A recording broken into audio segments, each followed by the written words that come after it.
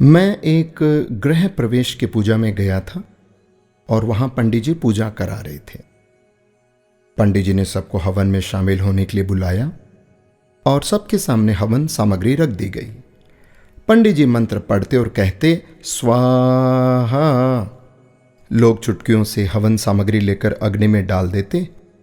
घर के मालिक को स्वा कहते ही अग्नि में घी डालने की जिम्मेदारी सौंपी गई। हर व्यक्ति थोड़ी सामग्री डालता, इस आशंका में कि कहीं हवन खत्म होने से पहले ही सामग्री खत्म न हो जाए। गृह मालिक भी बूंद बूंद करके घी डाल रहे थे। उनके मन में भी यही डर था कि कहीं घी खत्म ना हो जाए। मंत्रोच्चार चलता रहा, स्वाहा होता रहा और पूजा पूरी हो गई। सबके पास बहुत सी हवन सामग्री बची रह गई। घी तो आधा से भी कम इस्तेमाल हुआ था। हवन पूरा होने के बाद पंडित जी ने कहा कि आप लोगों के पास जितनी सामग्री बची है उसे अग्नि में डाल दें। गृह स्वामी से भी उन्होंने कहा कि आप इस घी को भी कुंड में डाल दें।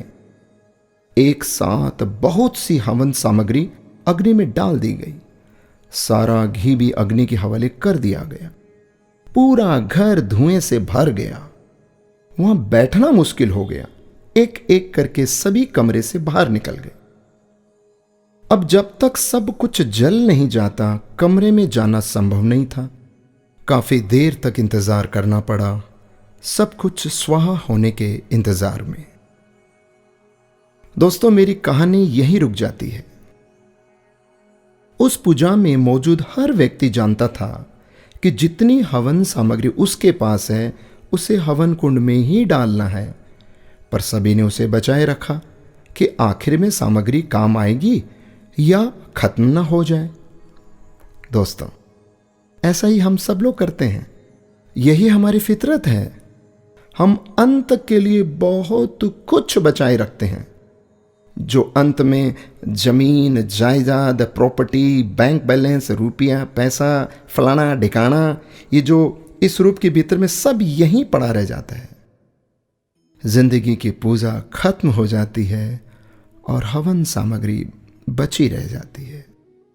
हम बचाने में इतने खो जाते हैं कि ये भी हम भूल जाते हैं कि सब कुछ होना हवन कुंड के हवाले ही तो है। उसे बचाकर क्या करना? बाद में तो सिर्फ धुआं ही होना है।